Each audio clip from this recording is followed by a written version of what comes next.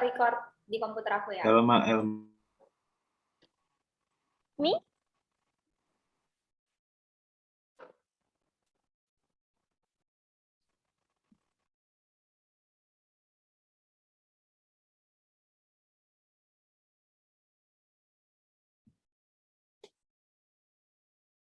Assalamualaikum warahmatullahi wabarakatuh. Di sini kami dari kelompok 4 akan menjelaskan terkait water treatment for injection. Dari kelompok 4 ini terdapat Dimas NPM 068, Siti Nazila NPM 076, Alma Yunitasari NPM 077, Afifah Izati NPM 078, Elma Nazifa NPM 079, Anita Dewi NPM 081, Clara Fernanda NPM 082, dan Sagita Hasya NPM 083.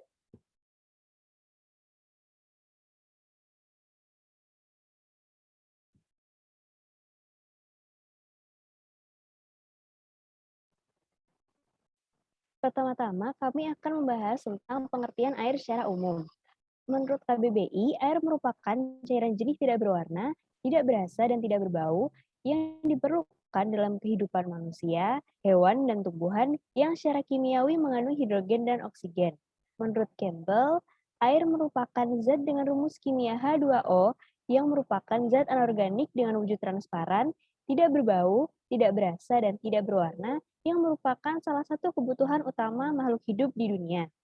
Zat ini memiliki 2 atom hidrogen dan 1 atom oksigen yang terikat melalui ikatan kovalen. Air merupakan nama dari bentuk cair dari senyawa H2O dalam kondisi pada suhu dan tekanan yang standar. Next.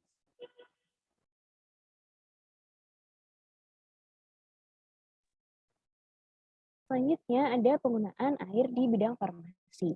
Dalam bidang farmasi, air baik digunakan sebagai bahan baku, bahan, dan pelarut dalam pengolahan, formulasi, serta dalam pembuatan produk farmasi, bahan aktif farmasi, dan intermediate. Air yang digunakan untuk produksi sediaan farmasi, baik untuk mencuci peralatan, membilas wadah, atau sebagai reagen analitis, harus memenuhi persyaratan kualitas sebagaimana ditentukan dalam standar yang diterbitkan oleh United States Pharmacopeia, Pharmacopeia Europa, atau Pharmacopeia Indonesia. Next.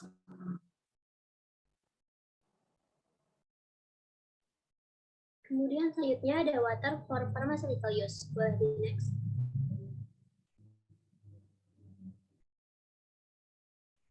Di sini ada menurut Pharmacopeia AS atau USP, air yang digunakan dalam industri farmasi diklasifikasikan menjadi pertama drinking water, water for hemodialysis, purified water, sterile purified water, water for injection, sterile water for injection, bacteriostatic water for injection, sterile water for irrigation, dan yang terakhir ada sterile water for inhalation. Nah, dari gambar tabel yang di sebelah kiri, ini bisa kita lihat bahwa air minum itu harus memenuhi atribut kualitas baik dari National Primary Drinking Water Regulation atau NPDWR atau peraturan air minum dari Uni Eropa atau Jepang atau dari pedoman WHO.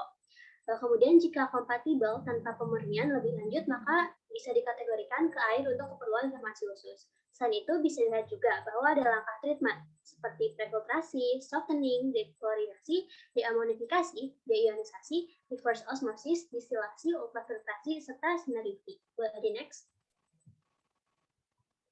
Untuk yang pertama, itu ada drinking water. Nah, air minum ini harus memenuhi kualitas dari peraturan NPDWR atau Uni Eropa atau Jepang atau dari pedoman WHO. Kemudian kualitas air minum juga harus dipantau secara rutin. Mengapa demikian? Hal ini dilakukan untuk memperhitungkan perubahan lingkungan musiman dan atau pasokan yang berdampak pada kualitas sumber air. Kemudian peralatan dan sistem yang digunakan itu harus dapat dikeringkan dan disanitasi. Kemudian tangki penyimpanan harus ditutup dengan ventilasi yang dilindungi dengan tepat. Selain itu, pipa distribusi juga harus dapat dikeringkan atau dibilas dan disanitasi. Kemudian yang kedua, itu ada water for hemodialysis, berarti ini digunakan untuk aplikasi hemodialisis. Dan water for hemodialysis ini diproduksi dan digunakan di tempat dan dibuat dari air minum EPA. Nah, EPA sendiri merupakan singkatan dari Environmental Protection Agency yang telah dimurnikan lebih lanjut untuk mengurangi komponen kimia dan mikrobiologis. Sudah di next. Untuk penggunaan yang ketiga, itu ada purified water, di mana digunakan sebagai eksipien dalam produksi, seperti sediaan parenteral dan dalam persediaan farmasi lainnya. Contohnya itu bisa digunakan dalam proses granulasi untuk tablet dan kapsul. Kemudian harus memenuhi persyaratan ionik dan organik kemurnian kimia dan harus dilindungi dari kontaminasi mikroba. Kemudian untuk sumbernya itu dari air minum, lalu untuk kontrol suhunya itu ada di suhu kurang dari 25 derajat Celcius, serta untuk sanitasi termalnya pada suhu lebih dari 65 derajat Celcius. Di next. Untuk yang keempat, itu ada sterile purified water yang didefinisikan dalam monografi resmi dan saat ini termasuk zat yang dapat teroksidasi serta konduktivitas. Sterile purified water ini digunakan untuk persiapan produk steril atau dalam aplikasi analisis yang membutuhkan air murni. Kemudian untuk yang terakhir itu ada water for injection, itu digunakan untuk melarutkan atau mengencerkan zat atau preparat untuk pemberian parenteral. Untuk spesifikasi kimianya mencakup spesifikasi nitrat dengan nilai maksimum 0,2 mg per liter. Bahri next.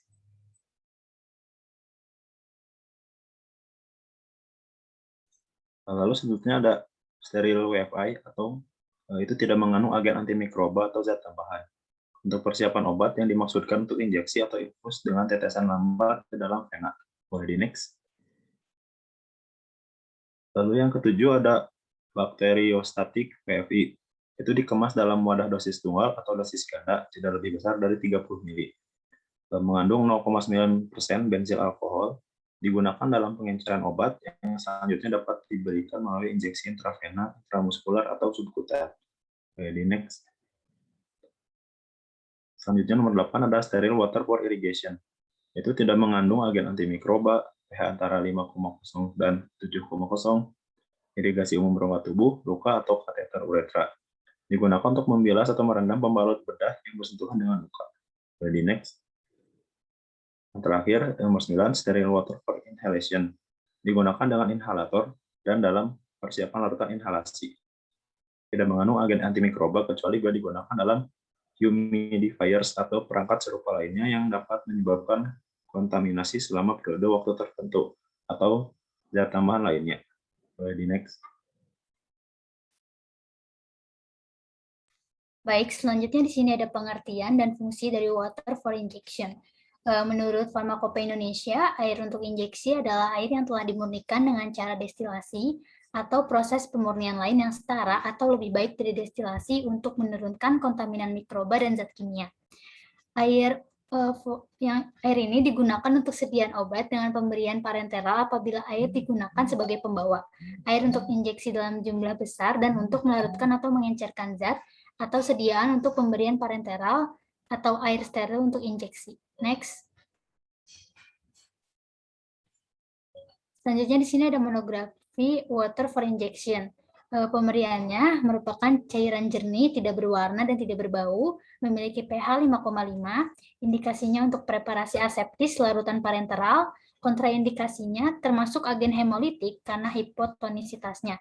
Jadi kontradiksi untuk pemberian intravena tanpa aditif. Lalu peringatan tidak digunakan pada injeksi intravena kecuali disesuaikan isotonisitasnya dan mungkin terjadi hemolisis. Pencegahan jangan diberikan kecuali dalam larutan jernih dan segelnya masih utuh. Wadah dan penyimpanan dalam wadah dosis tunggal dari kaca atau plastik tidak lebih besar dari 1 liter.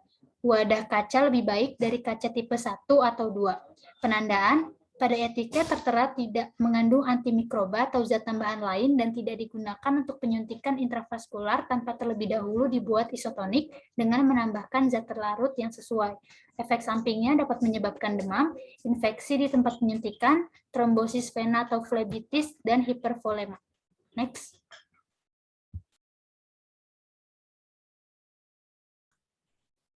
Baik, syarat untuk water for injection ini menurut Farmakope Indonesia pertama harus memenuhi syarat uji pirogen.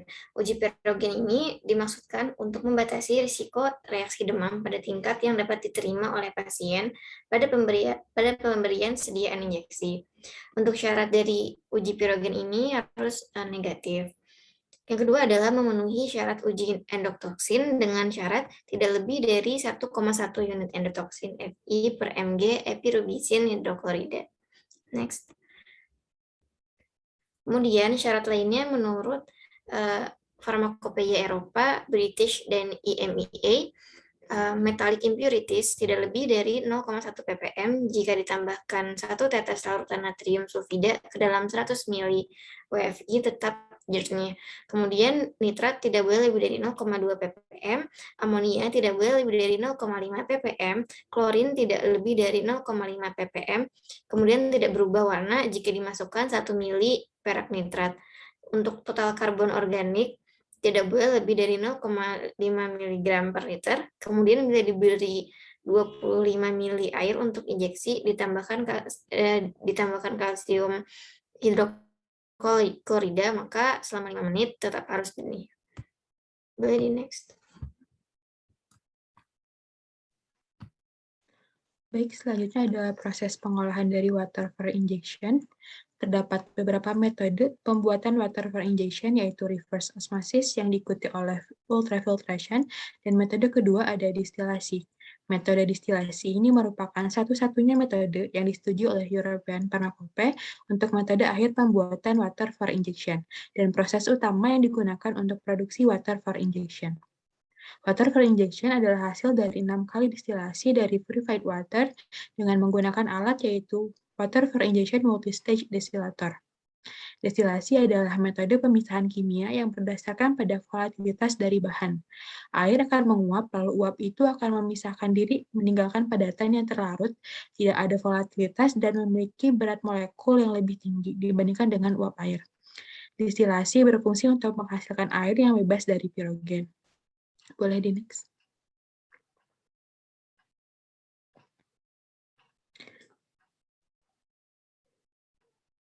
Sebelum air melalui proses distilasi, ada beberapa tahapan yang perlu dilakukan sebelum tahapan distilasi.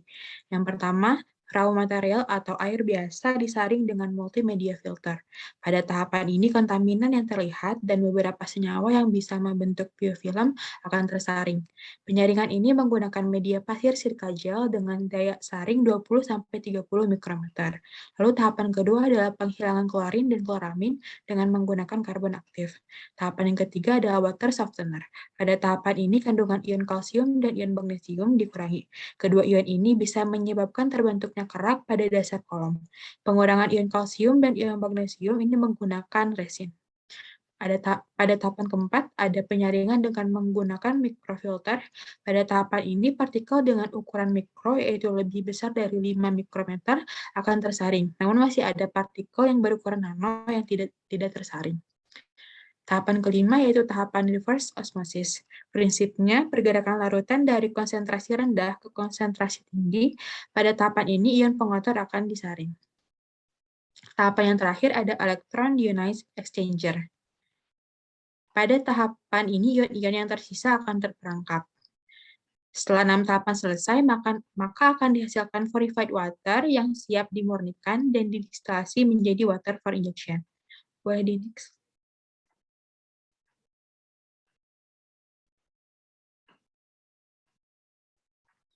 Proses selanjutnya ada distilasi. Purified water yang dihasilkan tadi dipanaskan pada suhu 150 derajat Celcius dengan pan steam sampai terbentuk uap.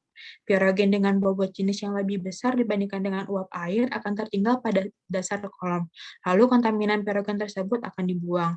Uap air akan terkondensasi sebagian pada kolom distilasi kedua dan sisa uap air digunakan untuk pemanasan pada kolom distilasi selanjutnya. Dan tahapan ini berlanjut berulang sampai kolom ke-6. Water for injection akan disimpan pada 2 storage tank dengan ukuran yang berbeda, yaitu large volume parenteral storage tank dengan volume 12.000 liter dan small volume parenteral storage tank dengan volume 5.000 liter. Suhu diatur untuk pendistribusian dengan menggunakan hot water for injection dan bentuk cold water for injection akan masuk ke dalam mixing tank untuk produksi. Water for injection disirkulasikan selama 24 jam dengan suhu 75 derajat Celcius. Kontrol suhu dengan sistem dengan heat exchanger atau dengan cooling pada suhu di bawah 25 derajat Celcius untuk mengurangi risiko terbentuknya mikroba. Boleh di next. Kemudian berikutnya ada evaluasi water for injection, di mana air digunakan sebagai pembawa air untuk injeksi dalam jumlah besar dan untuk melarutkan atau mengencerkan zat atau sediaan untuk pemberian parenteral. Air steril untuk injeksi. Nah, tabel 1 ini menunjukkan kriteria minimum acceptance air yang digunakan untuk sediaan dan merangkum kategori utama produk steril. Pada tabel, sediaan biologis, parenteral, hemofiltrasi, hemodiafiltrasi, dan dialisis peritoneal serta irigasi harus minimalnya itu WFI. Kemudian untuk sediaan mata, hidung atau telinga, dan kulit steril harus disiapkan juga menggunakan air yang dirancang untuk memastikan sterilitas dan juga untuk menghindari masuknya kontaminan dan juga pertumbuhan mikroorganisme. Menurut penilaian risiko, ini mungkin memerlukan penggunaan air dengan kualitas yang lebih tinggi daripada air murni. Kemudian untuk produk yang non-steril, WFI direkomendasikan untuk memastikan keamanan vaksin dan juga kualitas produk, di mana harus dihindari adanya mikroorganisme yang tidak diinginkan dalam formulasi produk jadi, kecuali dibenarkan lain, yaitu untuk beberapa vaksin hewan non-steril atau juga untuk penggunaan non-parenteral, air murni mungkin diterima. Kemudian, next. Kemudian ini adalah tabel spesifikasi untuk evaluasi water for injection. Yang pertama itu ada organoleptiknya, di mana water for injection sendiri harus jernih, tidak berwarna, dan juga tidak berbau. Kemudian total karbon organiknya itu tidak lebih dari 500 ppb, lalu konduktivitasnya itu pada suhu 25 derajat Celcius lebih kecil dari 1,3 ms per cm. Kemudian bakteri endotoksinnya itu lebih sedikit dari 0,25 EU per ml, lalu ada microbial limit test, di mana total count dari microbial aerobik itu lebih sedikit dari 10 CFU per 100 mili.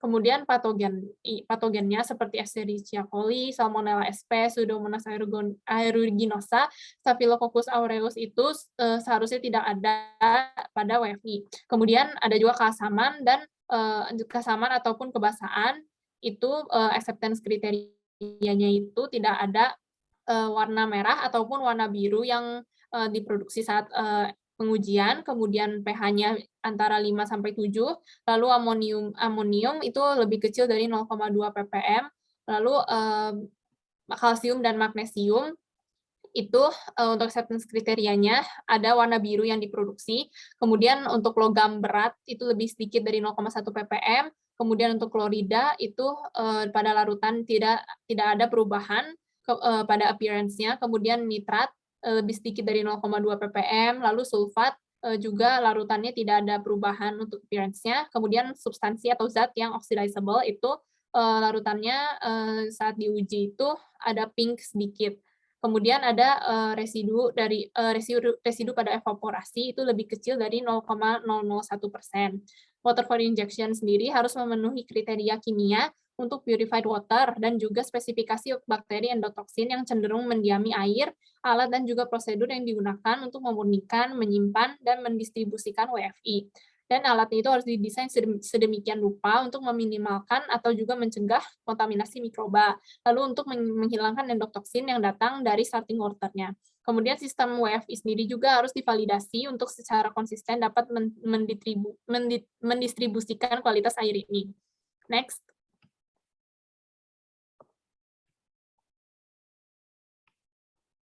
Kemudian kualitas kimia air WFI ini sebenarnya sebanding dengan purified water, namun perbedaannya itu terletak jelas pada spesifik endotoksinnya.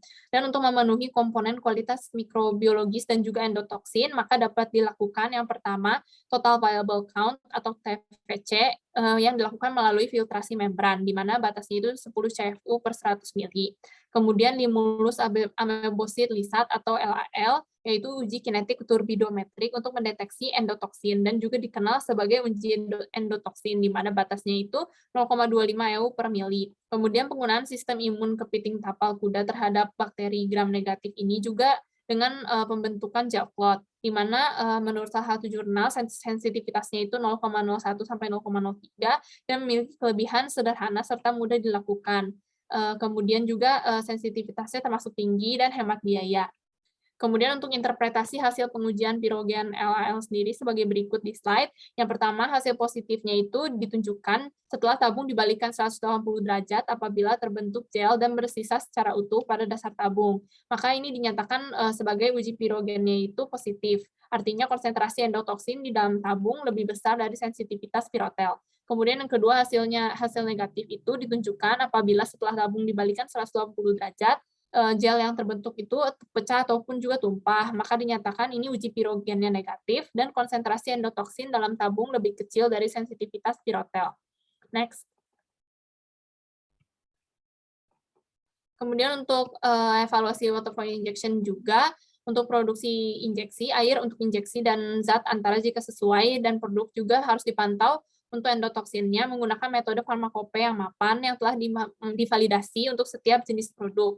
Dan untuk solusi atau larutan infus volume besar, pemantauan seperti air atau juga zat itu harus selalu dilakukan. Dan selain pengujian apapun juga disyaratkan oleh monografi yang disetujui untuk produk yang sudah jadi. Ketika sampel gagal tes, maka penyebab kegagalan tersebut harus diselidiki dan diperlukan juga tindakan untuk langkah selanjutnya yang harus diambil. Kemudian metode alternatif yang ada di farmakope juga dapat digunakan jika divalidasi, dibenarkan, dan disahkan.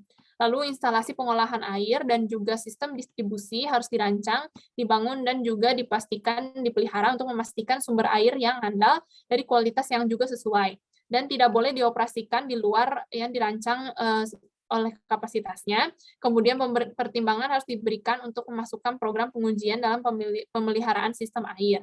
Air untuk injeksi juga harus diproduksi, disimpan, dan didistribusikan dengan cara yang mencegah pertumbuhan mikroorganisme.